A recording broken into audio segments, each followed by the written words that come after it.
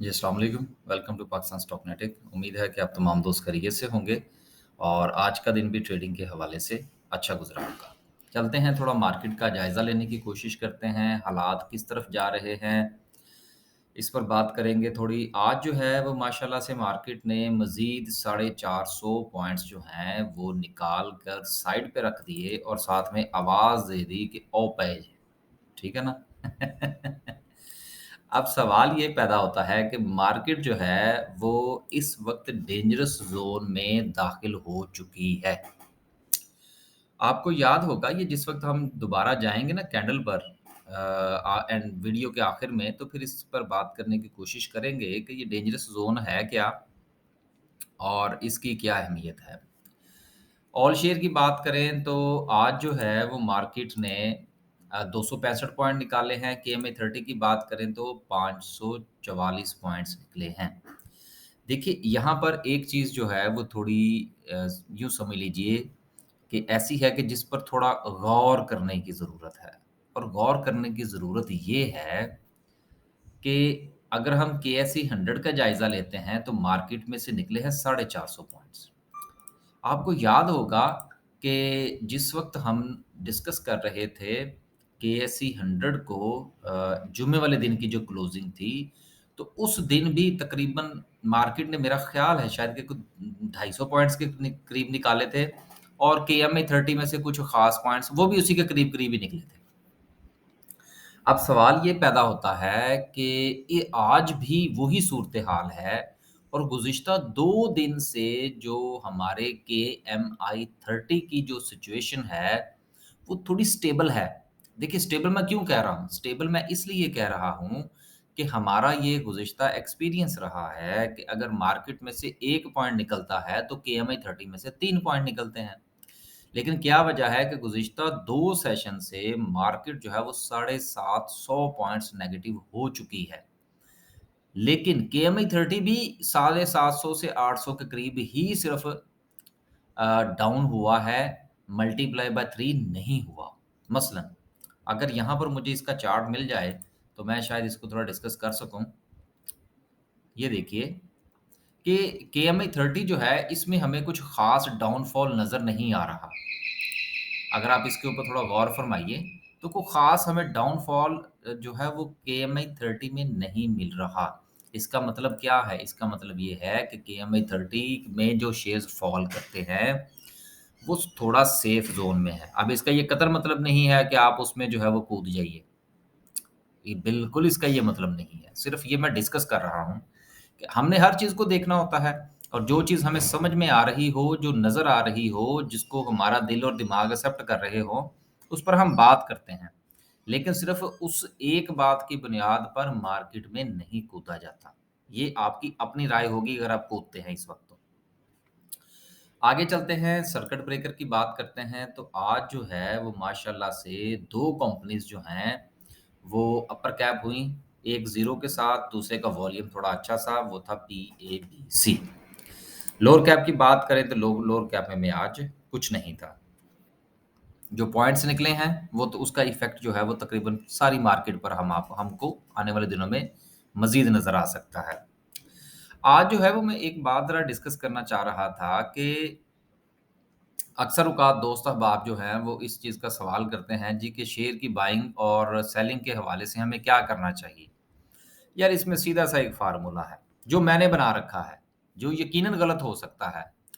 तो आपको अगर वो पसंद आए तो आप ठीक है उसको फ़ॉलो कर लें, ना पसंद आए तो छोड़ दीजिएगा, लेकिन प्लीज़ उसको करेक्ट करने के लिए ना यूट्यूब पे मत आइएगा, मेरे कमेंट्स में, ठीक है ना?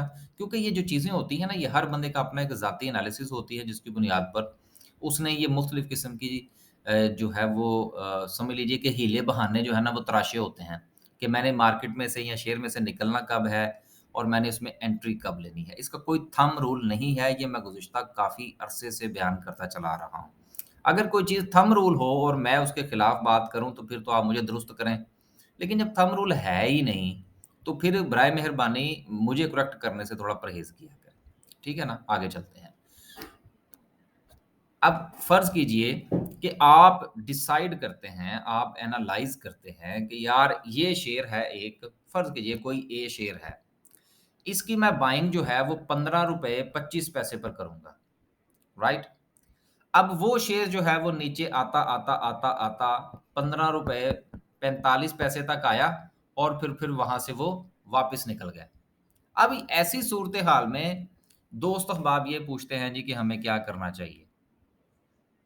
ऐसी सूरत-ए-हाल में आपको उस शेयर को छोड़ देना चाहिए। मैं तो ऐसा ही करता हूँ। अब यकीनन हो सकता है कि मैं गलत करता हूँ। मैं आपने एक बात पूछी, मैंने उसका जवाब देना है अपने तजर्बे की बुनियाद पर या अपनी स्ट्रैटेजी की बुनियाद पर। और ये कोई ज़रूरी नहीं है कि मेरा तजर्बा और मेरी स्ट्रैटेजी जो है वो दुरुस्त हो। लेकिन चूँकि इस चीज़ का थंब रूल कोई नहीं है, इसलिए हर बंदे की अपनी स्ट्रैटेजी है और हर बंदे का अपना एनालिसिस है, हर बंदे के का काम करने का अपना तरीक़ा-कार है। ठीक है सर? मैं इस चीज़ को समझता हूँ और मेरा एक्सपीरियंस ये कहता है कि अगर किसी शेयर की बाइंग आप एनालाइज़ करते हैं और वो शेयर उस बाइंग प्राइस में आपको नहीं मिलता, तो आपको उसे छोड़ देना चाहिए और बाकी जो 400 कंपनीज़ हैं, उनमें से किसी शेयर के ऊपर काम करना शुरू कर देना चाहिए। ये तो हो गई स्ट्रैटेजी बाइंग के हवाले से। अब हम साथ ही इसको डिस्कस कर लेते हैं कि सेलिंग के हवाले से क्या सिचुएशन है, या मैं क्या करता हूँ? चलिए ऐसे ही कर लें जी, इसको थोड़ा-सा सादा कर लेते हैं। मैं क्या करता हूँ, मैं गलती करता हूँगा, लेकिन चलें मैं क्या करता हूँ? मैंने एनालाइज़ किया कि कोई ए शेयर है, ये जब ₹15 85 पर जाएगा तो मैं इसको सेल कर दूँगा। अच्छा, मुझे यहाँ पे एक बात याद आ गई। इसका ये कतई मतलब नहीं है कि आप ये ए शेयर तलाश करना शुरू कर दें जिसका इस वक़्त लेवल जो है वो ₹15.25 हो। ऐसा भी होता है। अगर इस किस्म की कोई मेहनत करनी हो ना तो भाई मुझसे पूछ लीजिएगा, क्योंकि ये सिर्फ़ मैं अज़्यूम कर रहा हूँ, इसका यकीन कीजिए इस वक़्त वाक़ई कोई मेरे पास ऐसा एनालिसिस नहीं है जो ₹15.25 की बाइंग का शेयर हो। ठीक है ना? अब आगे चलते हैं। ये मैंने इसलिए बयान किया कि वो बाज़ औक़ात ऐसा होता है, मुझे इस किस्म के फीडबैक मिलते हैं। अच्छा, तो बात ये हो रही थी कि बाइंग की तो हमारी हो गई। अब चलते हैं सेलिंग की तरफ कि जी ए एक शेयर है और मैं उसको एनालाइज़ करता हूँ जी कि मैं इसको ₹15.85 पर बेच दूँगा। अब ऐसी सूरत-ए-हाल में क्या करना चाहिए? कि वो शेयर जो है वो चला, करता जो है वो ₹15.75 तक गया। लेकिन उसके बाद मैंने उसके ऊपर गौर किया कि वो शेयर जो है 15.75 पे जाके अटक गया है। और अब जो है, वो अटकने की वजह से मुझे थोड़ा-सा शक हो रहा है इसके ऊपर कि ये शायद 15.75 से ऊपर ना जाए। तो ऐसी सूरत में क्या करना चाहिए? ऐसी सूरत में इसको 10 पैसे सस्ता बेच देना चाहिए। गो के मेरा पूरा का पूरा एनालिसिस जो है, वो ₹15.85 को सपोर्ट कर रहा हो। आरएसआई सपोर्ट कर रहा हो, मैकडी सपोर्ट कर रहा हो, न्यूज़ सपोर्ट कर रही हो, सब कुछ सपोर्ट कर रहा हो। लेकिन चूँकि ये सारे की सारी जो सपोर्ट है, ये जो जितनी भी चीज़ों का मैंने नाम लिया है, सर ये सारी की सारी असम्पशन्स हैं ना। पिन पॉइंट तो नहीं हम कर सकते कि जी ये लाज़मन ₹15.85 तक जाएगा। ये तो हमारा एक एनालिसिस है। ये तो हमने एनालिसिस की बुनियाद पर अज़्यूम किया है ना कि ये ₹15.85 तक जा सकता है। इसलिए ये कोई चीज़ जो है, वो थंब रूल तो है नहीं कि इसने लाज़मन ₹15.85 तक जाना है। तो चूँकि ये एक असम्पशन है तो गलत भी हो सकती है। तो इसलिए बाइंग के हवाले से अगर कोई चीज़ आपकी रेंज में ना आए, तो उसको छोड़ दें।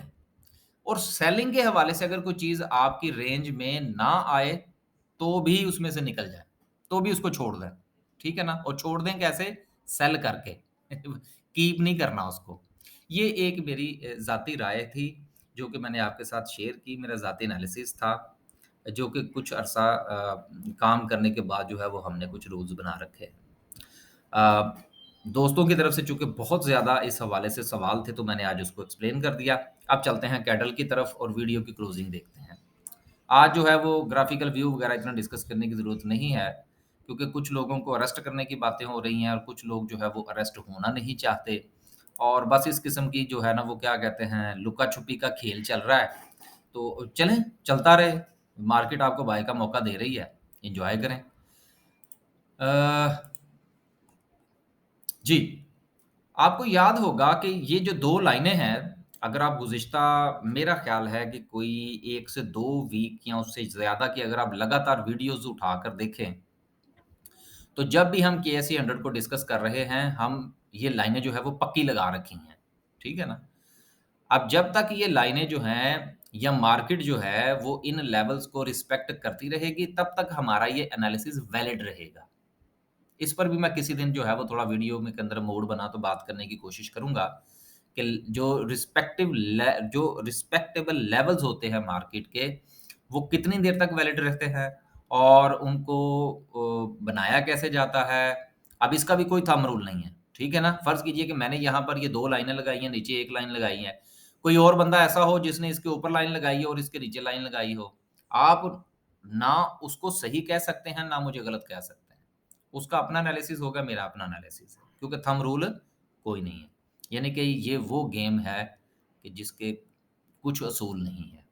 तो जब कुछ कोई असूल नहीं है, तो उसमें फिर जो बंदा खेलेगा वो अपने असूल बनाएगा। आगे चलते हैं। अब आप ये देखिए कि गुज़िश्ता काफ़ी अरसे से जो है वो मार्केट इन लेवल्स को रिस्पेक्ट करती चली आ रही है। और हमने ये बात की थी वीडियो के शुरू के अंदर कि क्या मार्केट जो है वो डेंजर ज़ोन में दाखिल हो चुकी है? जी हाँ, बिल्कुल हो चुकी है।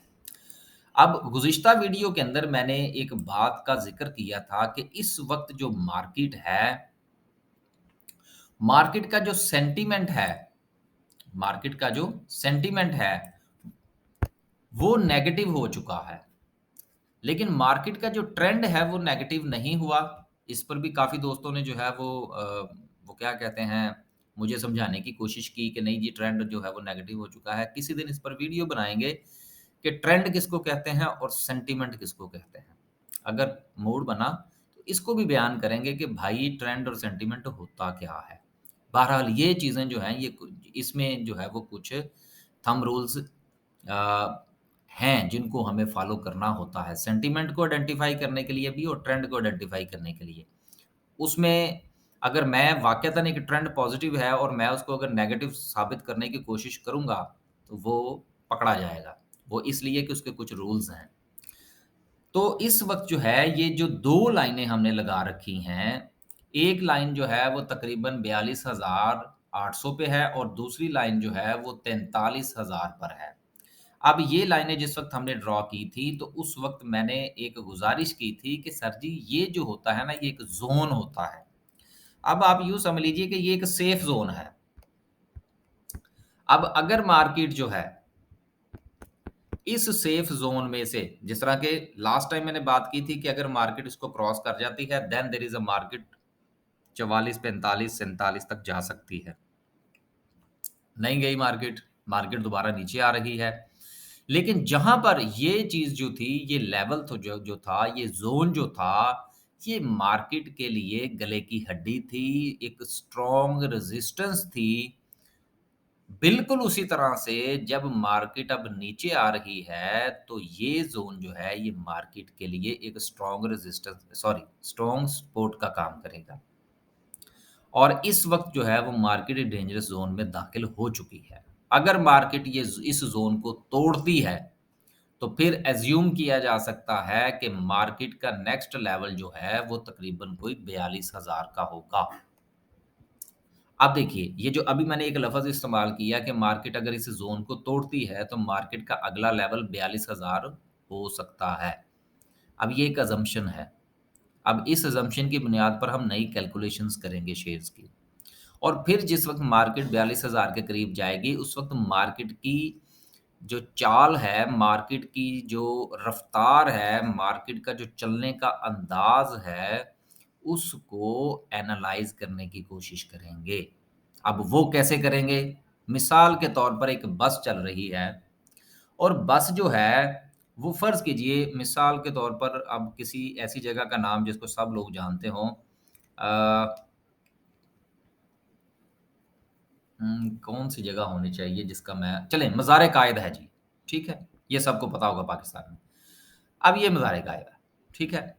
और थोड़ा दूर से जो है मसलन 20, 25, 30 मील से एक बस जो है वो चली आ रही है तकरीबन कोई 90 की रफ़्तार पर। लेकिन जैसे-जैसे ये बस जो है, ये मज़ार-ए-कायद के करीब पहुँचने लगेगी, उससे कुछ देर पहले इसकी रफ़्तार जो है वो आहिस्ता-आहिस्ता कम होनी शुरू हो जाएगी। अब जब रफ़्तार आहिस्ता-आहिस्ता कम होनी शुरू हो जाएगी, तो इसका मतलब ये होगा कि शायद ये बस जो है, ये मज़ार-ए-कायद पर रुकने जा रही है। लेकिन ये भी हो सकता है कि मज़ार-ए-कायद की सवारी कोई ना हो और वो उसके करीब पहुँचे और कंडक्टर जो है, वो दरवाज़ा नॉक कर दे कि नहीं ठीक है उस्ताद जी जान दो, ठीक है ना? तो वो उसकी यहाँ से फिर रफ़्तार तेज़ हो जाए और बस जो है वो वहाँ पर रुके ही ना। बिल्कुल उसी तरह से जिस वक़्त मार्केट जो है, वो अपने नए लेवल्स की तरफ जाती है, तो उसके जाने के अंदाज़ को एनालाइज़ करना होता है और वो अंदाज़ बताता है कि क्या इसकी रफ़्तार सुस्त हो रही है।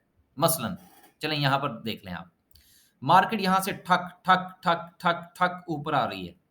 यहाँ पर क्या हुआ है? बात समझ में आई कुछ? अब एक चीज़ आपको और बता देता हूँ, फिर मैंने वीडियो खत्म कर देनी है। मार्केट यहाँ से ठक, ठक, ठक, ठक नीचे गिर रही है। यहाँ पे क्या हुआ है? बस, इस चीज़ को समझने की ज़रूरत है। फिर आप इसको थोड़ा-सा एनालाइज़ कर सकते हैं और अगर आप ये कहें कि 100% आपको पता लग जाए कि अब मार्केट ने यहाँ से नीचे और यहाँ से ऊपर जाना है, तो सर जी ऐसा नहीं होता। चीज़ें असम्पशन की बुनियाद पर चलती हैं, रिस्क की बुनियाद पर चलती हैं। तो इस वक़्त मार्केट जो है वो डेंजर ज़ोन में है। अभी तो चीज़ें ठक, ठक, ठक चल रही हैं, जिस तरह से कि मैंने यहाँ पर आपको बयान किया। आप देखेंगे कि अगर मार्केट जो है, वो थोड़ा-सा मज़ीद नीचे आके अगर थोड़ा-सा इस किस्म की सिचुएशन बनाती है, तो वहाँ पर हम अपनी बाइंग जो है उसको आइडेंटिफ़ाई करने की कोशिश करेंगे क्योंकि यहाँ पर हमें लग रहा है कि शायद मार्केट यहाँ से रुक के फिर तेज़ हो जाएगी, ऊपर की तरफ या नीचे की तरफ। ये मार्केट का बिहेवियर बताता है। उम्मीद है कि आज ये 2 से 3 जो चीज़ें मैंने डिस्कस करने की कोशिश की है, वो शायद मैं उसको एक्सप्लेन कर पाया हूँगा। लेकिन मैं ज़ाती तौर पर समझता हूँ कि जिस तरह से मुझे ये चीज़ें समझाई गई हैं, मैं उस तरह से आपको एक्सप्लेन नहीं कर पाया। वो मुझे भी नज़र आ रहा है ना, उसके लिए जो है वो मैं माज़रत ख़्वाह हूँ क्योंकि ज़ाहिर-सी बात है जिन्होंने मुझे बताया है वो भी वीडियो देखते हैं, ठीक है ना? तो ये आपसे माज़रत करने का मकसद ये होता है कि बेसिकली मैं उनसे माज़रत कर रहा होता हूँ। अल्लाह हाफ़िज़।